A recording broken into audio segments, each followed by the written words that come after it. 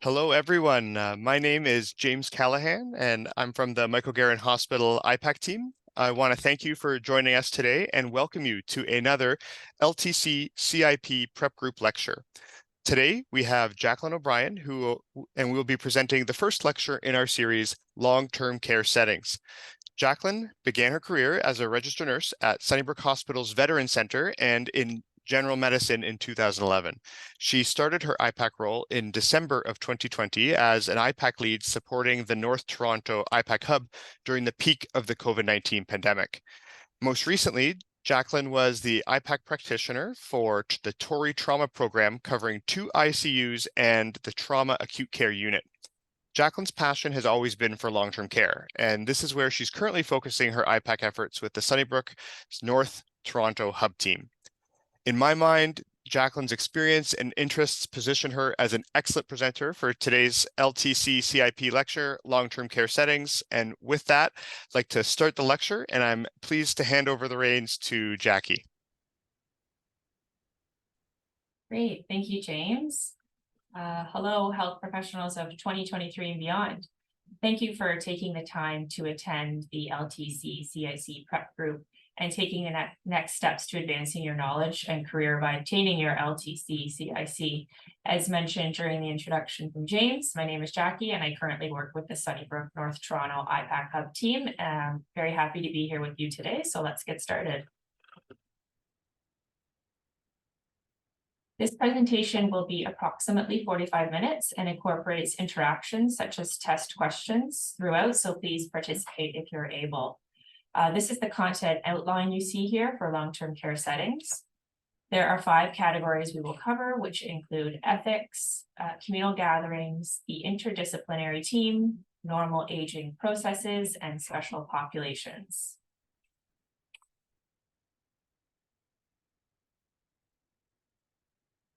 The first topic will cover the 10 ethical principles in long-term care and residents' rights and hierarchy of practices for isolation precautions. So these are the 10 ethical principles in geriatrics and long-term care, which were adapted from the medical journal, The Annals of Long-Term Care. You may be asking yourself, why are ethical principles important in healthcare? Well, health ethics promote the consideration of values in the prioritization and justification of actions by health professionals that may impact the health and well-being of patients, families, and communities. Ethical issues in APIC may arise frequently in long-term care settings. Ethical principles and values should be considered in decision-making. Ethical frameworks help to guide this decision-making and answer the question of what should we do and why. Important to note that under the Fixing Long-Term Care Act, one of the Ontario regulations contains the specific APIC requirements related to APIC. So as part of the required standard for an APIC program, an ethical framework must be used to inform decision-making. The ethical framework must include specific key principles which are developed in collaboration with the interdisciplinary APIC team. And lastly, on this slide, you'll see in the top right-hand corner the bright yellow star, which indicates these definitions should be a commit to memory. So I won't go through all of the ethical principles in detail, but there is a link there shared at the bottom of the slide, which will explain each principle in more detail. This next slide will cover residents' rights and hierarchy of practices for isolation precautions. So although long-term care facilities strive to maximize resident independence and social interaction, which we all know, health issues may occasionally restrict the individual to his or her room or limit participation in group activities. So in these instances, rehabilitative services may be provided in the resident's room. All isolation precautions should be followed. This could be, for example, any equipment taken into the room must be thoroughly cleaned and disinfected upon removal. And if possible, the equipment should remain within the room until the isolation is discontinued. Any fabric items should be contained and laundered per facility policy, and disposable items discarded prior to exiting the room. Nursing units in long-term care facilities may need to be closed during outbreaks. and procedures may need to be changed, causing a general disruption of normal routines. So these changes may have a personal impact on the residents. For example, if volunteers cannot visit, or if families are limited, or other family members or even healthcare providers become ill. Outbreaks can also affect residents' well-being by restricting their movement and their participation in activities or therapy. So a resident on contact precautions, for example, may be allowed to go into the dining or activity room if the site of infection can be covered or secretions contained, if this is the nature of the infection. Important to note, the resident's behavior and personal hygiene should first be assessed to minimize the risk of transmission to others. So residents who are symptomatic with an active respiratory infection or with active C. difficile diarrhea infection should not be allowed to attend group dining or activities as long as the symptoms persist. Recently, however, experts in infectious disease have suggested that really depending on the organism and if the resident is free of clinical symptoms, they should be able to join group or dining activities, and the resident can be considered for the discontinuation of isolation precautions. So here is your first test question. If you can see on the slide here, a resident was admitted to an LTC facility with altered mental status. The labs returned showing clinical signs of septicemia. The physician ordered that an antibiotic be given intravenously, but the resident was a hard stick. The nurse obtained an order to place a peripherally inserted catheter, otherwise known as a PIC. The family arrived and saw the antibiotic running through the PIC line and questioned the nurse about why the resident had the catheter and who gave permission. The nurse reported that the physician gave the order and the resident signed the consent form. So the question is, which of the following ethical terms did the physician and nurse breach?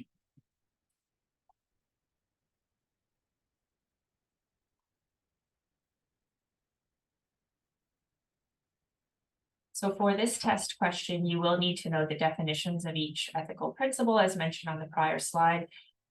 If in doubt, you'll need to apply some common sense to work through the different scenarios. So the answer for this one is D, autonomy and informed consent. So the rationale for that is in order for autonomy to be faithfully executed, residents must have the mental capacity to make a decision based on the complexity of the decision. So if the resident does not have the capacity to make decisions or their wishes are otherwise unknown, substitutes may be relied on to make the decision. As this resident did have an altered mental status, they should not have been approached to sign the consent form. The next question. A resident in a long-term care facility tests positive for influenza A. During the investigation, the infection control practitioner makes a note that this resident often has visitors and socializes with many other residents. The infection control practitioner is concerned that there may be transmission within the facility. Which of the following actions should the infection control practitioner consider? So A is cancel all group activities until there are no new cases of influenza. B, restrict all visitors from the facility until there's confirmation there are no additional cases of influenza. C, monitor all residents and screen all staff for symptoms of influenza. Or D, place all residents on the unit on droplet precautions.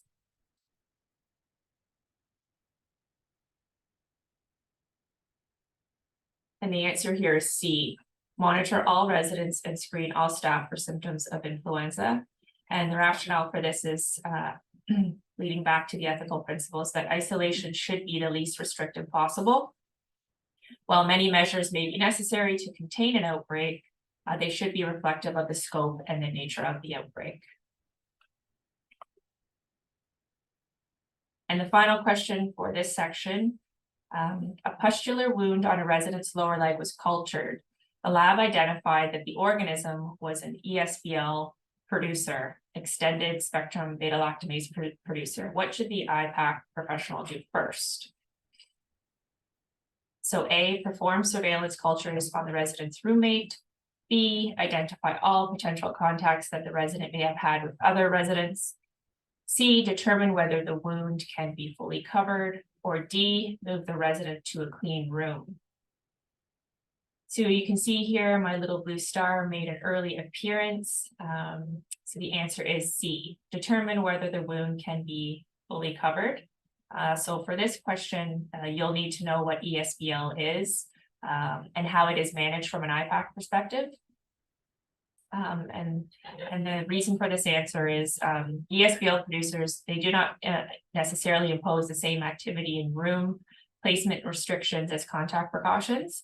So as such, the resident does not require placement in a single resident room, and movement and participation in group activities and dining, for example, should not be restricted.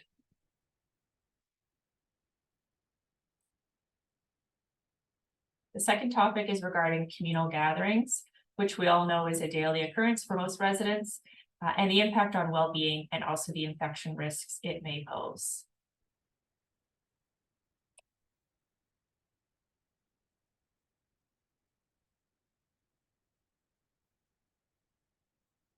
So intergenerational interaction is an important part of the biopsychosocial development of children and the continued connection of older adults in their community.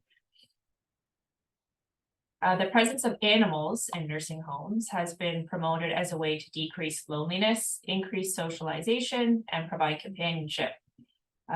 Interestingly, even robotic dogs have been shown to decrease loneliness in institutionalized older adults.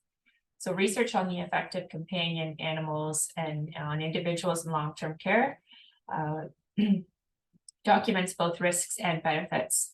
So although pets and companion animals can improve the life of long-term care residents, the quality of life, they can also transmit pathogens such as MRSA and C. difficile. So long-term care facilities policy and procedures for an animal program must include measures and interventions that reduce the risk of transmitting organisms. So when I worked as an RN on the front lines in the Veterans Center here at Sunnybrook, we actually did have monthly visits by a therapy dog, which the residents thoroughly enjoyed. And there were processes, policies in place, such as not visiting residents who were on additional precautions, or depending on the nature of the infection or the reason why they were on additional precautions. The visit would occur at the end of the time frame, for example.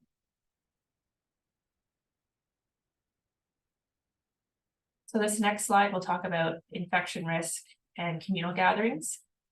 So long-term care homes strive to maximize residents' independence and social interaction. However, health issues will occasionally restrict social interactions, and residents' needs, as many of us know, have increased over time, and thus creating more interactions to specialized services. So the infection control practitioner needs to be aware of these types of activities that are being offered to residents. So it's really important that there's clear communication among the life enrichment activity professionals or activity aides, or otherwise known as recreational aides, and the interdisciplinary team to reduce the risk of infections. So this may include clear communication, which will decrease the accidental inclusion of an infectious individual in one of the group activities. Policies and procedures for support and life enrichment activities should address the following points that you'll see on the arrow points there. So the health of individuals participating in group activities. So there should be processes in place that identify and exclude the individuals with contagious illness from group activities. The cleanliness and sanitation of the environment.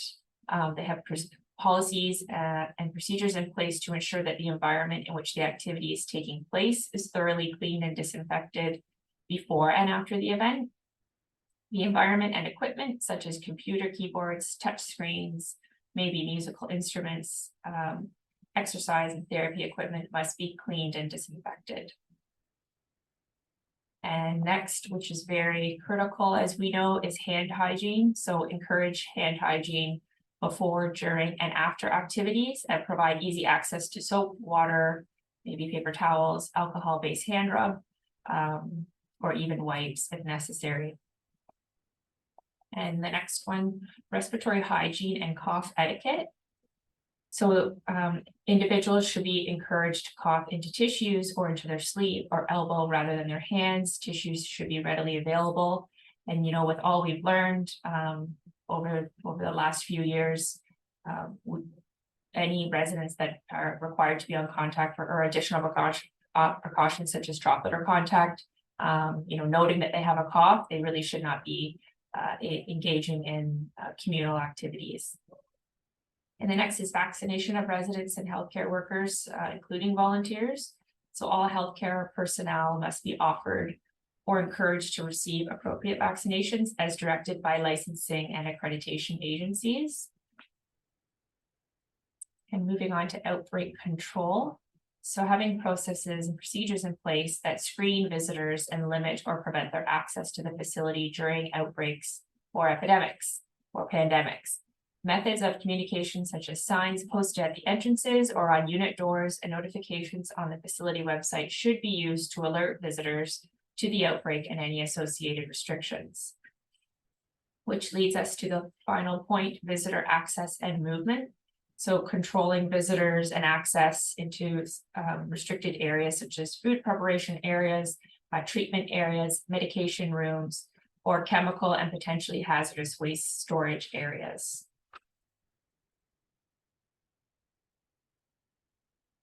So the next topic will address the interdisciplinary team and infection risk.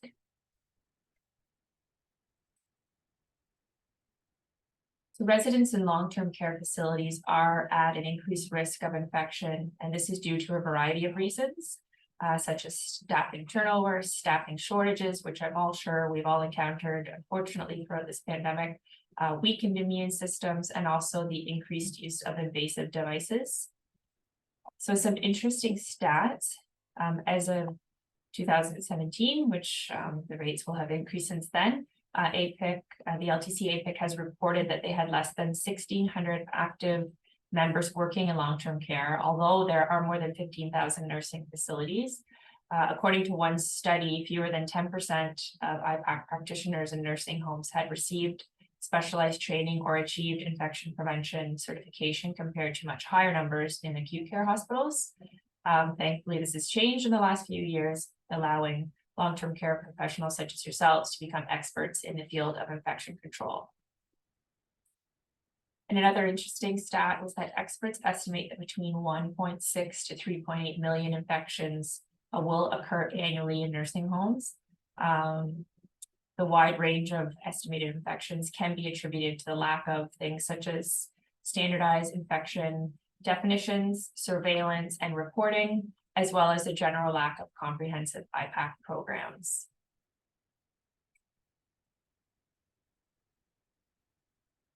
So regardless of the facility's mission and profit status, without a focus on person-centered care and cost-effective evidence-based systems of quality healthcare and practice, the result really does become focused on costs.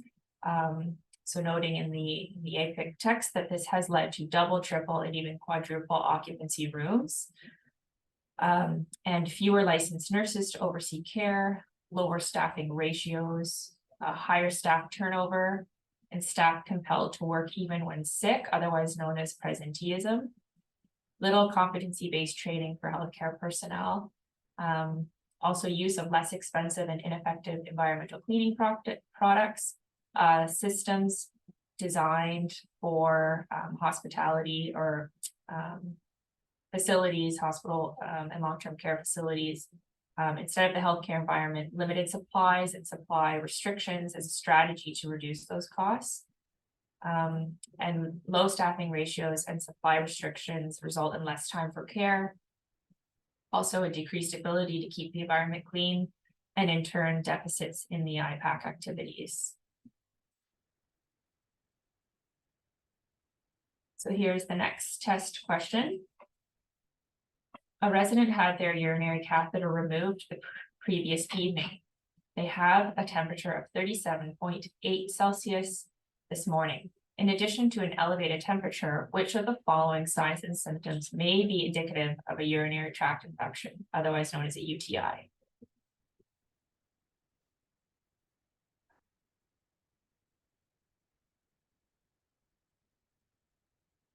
So the options here are A, cloudy urine, B, abdominal or flank pain, C, urinary retention, and D, malodorous urine. And the answer here is B, abdominal or flank pain, which is associated with UTIs. And this symptom is more common with when it's associated with a fever as well, specifically for within UTIs for the elderly.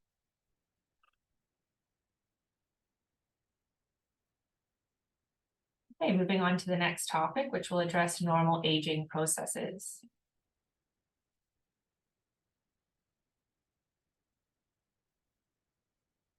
So the normal aging processes increase the vulnerability to infection because of the multitude of biophysical changes.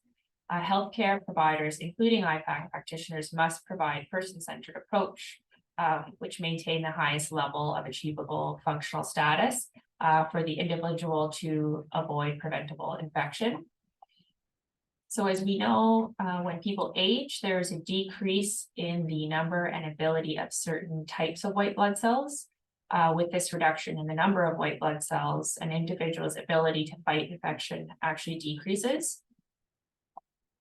And immune responses change as people age, and a diminished immune response, which is also referred to immunosenescence. So the changes in immune function are not the only reason, however, for the increased risk for infection in the elderly. This may also be due to conditions such as incontinence, poor hygiene, aspiration, and behaviors related to dementia. There's also breaks in the skin or wounds, dependence upon others for hygiene, the use of catheters, and decreased nutrient and fluid intake, which all increase the chances for antigens to enter the body. So once this happens, the lessened immune response can increase susceptibility to infection. So on this next slide, we'll talk about the physiology and immune system changes throughout the lifespan. I've also added, you'll see up there in the corner, the CTM, commit to memory. It's important to have a general idea about these different 3 areas of the immune system. The immune system is a dynamic and protective and provides defense against infection, and it can be divided into 3 areas. And these are the hierarchy of defenses. So the first of these is physical barriers such as the skin and mucous membranes. Maintaining intact skin and mucous membranes promotes the resident's health. So intact skin and mucous membranes, they act as a physical barrier that shields the inner structures from the majority of potential infectious agents. The human body can also rid itself of invaders, expelling them through the processes urine, defecation, vomiting, diarrhea, coughing, and also skin sloughing. These macro level mechanisms all play an important role in the primary immune system. And the next one is the innate immune system. And this is the primary, spontaneous, and reactive portion of the immune system. And this is present at birth. The innate immune response can respond to potentially pathogenic organisms and substances called antigens. Antigens are broadly defined as any substance identified by the human immune system as other, or also known as foreign. And lastly, the adaptive immune response, which comes from the part of the immune system that recognizes and actually reacts to antigens. So this happens when an antigen enters the body. The adaptive immune system learns to recognize the antigen as foreign, and it creates a defense against it. So when the antigen enters the body a second time, the adaptive immune system recognizes and reacts more quickly and strongly than before. So the T cells and B cells, which are white blood cells that have the capability to learn from the first encounter with an antigen, and they then remember the antigen during subsequent encounters. A wide variety of organisms can cause an immune reaction, including organic and inorganic substances. So some examples of these are mold, fungus, bacteria, or parasites.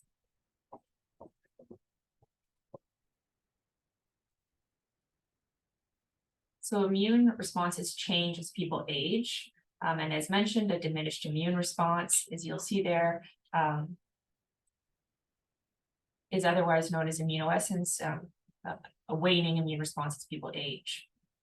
Increased infection risk factors are things such as incontinence, as mentioned prior, as well to note poor hygiene, again, aspiration.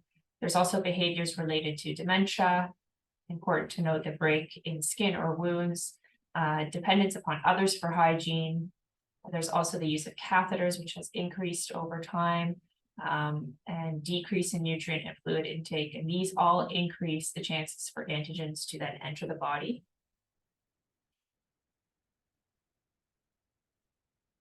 So here's another test question.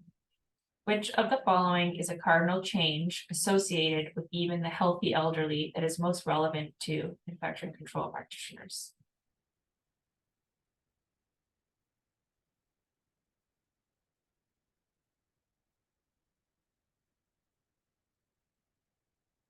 So the options are A, comorbidities, B, an increase in chronic illness, C, a decline in immune function, and D, a lack of medication compliance.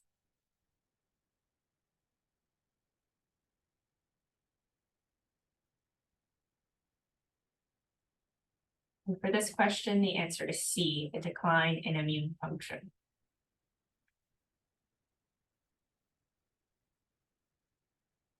And the next test question, which of the following is the best example of an age-associated change that contributes to the risk of infection?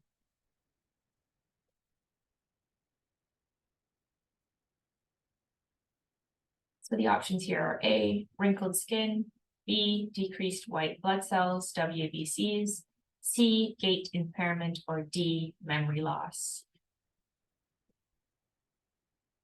And just a hint, this may have been discussed in very recent slides.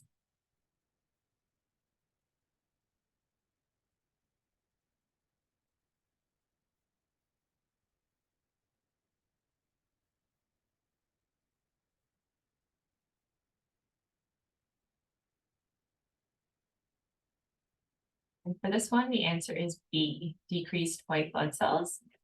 And the rationale for this is an example of an age-associated change that contributes to the risk of infection is the natural decrease in the number of white blood cells, as mentioned prior, which then reduces the ability for the body to fight off infections.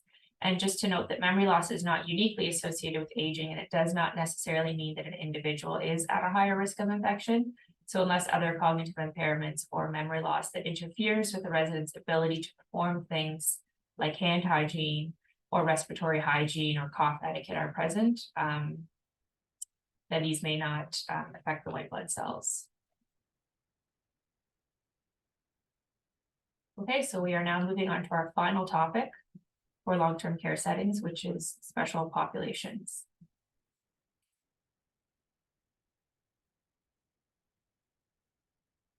So residents in long-term care facilities are more likely than those who are living independently. You can see on the slide there to have increased frailty, increased use of devices, such as enteral feeds, urinary catheters, hemodialysis, dementia, decreased immune function, skin integrity, problems with nutrition, and decreased mobility is also a big one in bladder and bowel function. So some population characteristics of long-term care facility residents, and this again will have increased up until this time. So between, this is in the US, 1.5 million and 1.7 million people are supported annually in long-term care facilities. With an average age of 80 years old, older adult residents generally live in long-term care facilities because of a self-care deficit or a medical condition that requires constant and consistent support. Residents in long-term care facilities are more likely than those who are living independently to have conditions such as those that I have mentioned there on the slide. And the long-term care facility becomes the resident's home. Multiple comorbidities create a greater likelihood of the resident being partially or totally dependent on minimally trained nursing assistants for ADLs, activities of daily living. So this support can include various things such as dressing, bathing, grooming, toileting, eating, and ambulating. assistance with wheelchairs, walkers, and canes, which involves close contact between the healthcare provider and the resident.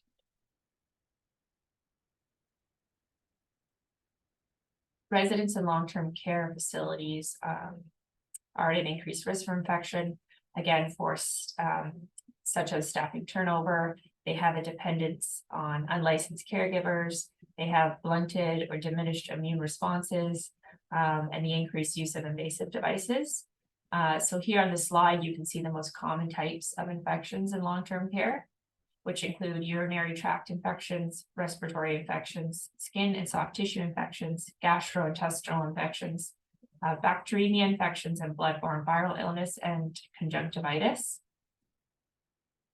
So important to note that a norovirus is actually considered to be the most common cause of acute gastroenteritis in long-term care facilities, which affects both residents and healthcare providers. Symptoms are acute onset of nausea, vomiting, diarrhea. And some of you may already know, individuals with norovirus are infectious prior to symptoms and potentially up to 10 days after symptoms resolve. And 2 cases of norovirus qualify as an outbreak in a long-term care facility because the virus can travel rapidly through both staff and resident populations. So again, important to review the case definitions and have a general idea of some of the more common types of infections in long-term care, and also what agent it may be. Which leads me to the influenza or to respiratory infections. Actually, an influenza, which is the leading cause of death in long-term care facilities. This has a high incidence per resident days and approximately up to 3 million cases annually, which is likely underreported. So individuals with influenza are infectious from the day before symptoms appear to 5 days after symptoms appear. Transmission from direct caregivers to long-term care facility residents is a possible cause of influenza outbreaks. And vaccinating long-term care facility employees for influenza reduces hospitalizations and deaths in older adult residents. Studies have shown a measurable benefit from employee influenza vaccination programs in long-term care facilities. However, staff may not consider influenza vaccination as an effective infection prevention strategy. So the long-term care facility leadership should enforce the importance of vaccination as a strategy. This is for both protecting employees and residents, and vaccination should be promoted as an employee benefit using appropriate education and understanding of also cultural issues. It has been shown that facilities with structured employee vaccination programs and mandatory declinations have a higher employee participation rate. And here are the last 2 test questions of this session. So what is the most common cause of death in the elderly? So the options here are A, gastrointestinal infections, B, bloodborne infections, C, urinary tract infections, or D, respiratory infections.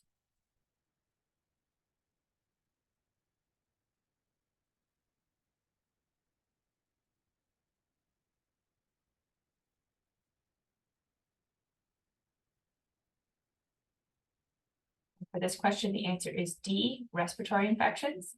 And the rationale for this is that respiratory infections are the leading cause of death in long-term care facilities. And although UTIs are most common type of infection, or are a common infection, they're not the most common cause of death. And gastrointestinal infections and bloodborne pathogens, they may cause serious disease and even death, but they are not the leading cause of death.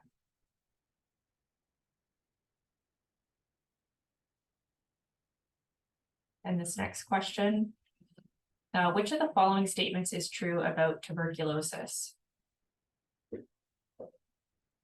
So A, within 2 to 8 days of exposure to TB, macrophages ingest and form a barrier around the tubercular bacilli. B, latent TB infection cannot be reactivated. Once the immune system has contained the active infection, the individual is no longer at risk. C, age-associated changes protect adults from reactivation of latent TB due to increased flora presence due to decreased cellular immunity. Or D, age-associated changes predispose adults to reactivation of latent TB, including decreased cellular immunity.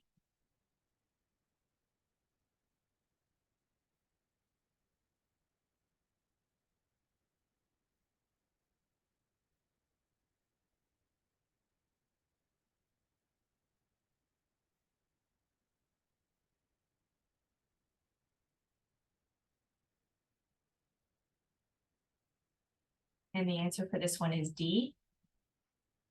Age-associated changes predispose adults to reactivation of latent TB, which includes decreased cellular immunity. So several age-associated changes in older adults, they do predispose the reactivation. With decreased cellular immunity, there's also medications that suppress the immune system. There's comorbidities, malnutrition. So in addition to the lack of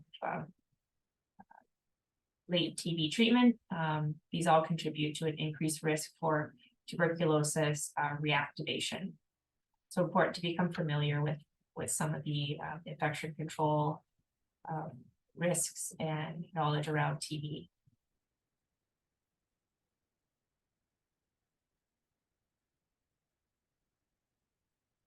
So that concludes session 1, long-term care settings. I would like to thank you for your time. I hope you found this session helpful as you begin your studying. Wishing you the best of luck in your future endeavors to obtain your LTC CIP. So bye for now. Great, Jackie. Thank you so much.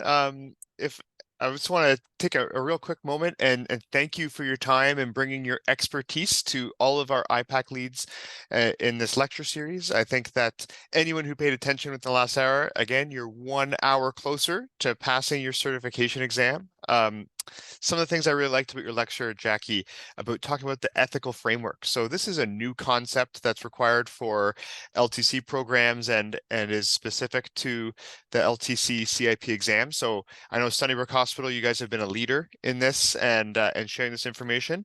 And I really loved the way that you brought your real life experience of working in LTC. I know you, from listening to you talk, I know you know this population, and as IPAC leads preparing to write the exam, when you know what your population is like and you understand the demographic, that will help you with implementing the IPAC measures and the like. So thank you so much, Jackie. Really appreciate your time and your expertise, and really appreciate. And we're going to call it quits there. Thanks so much. Thank you.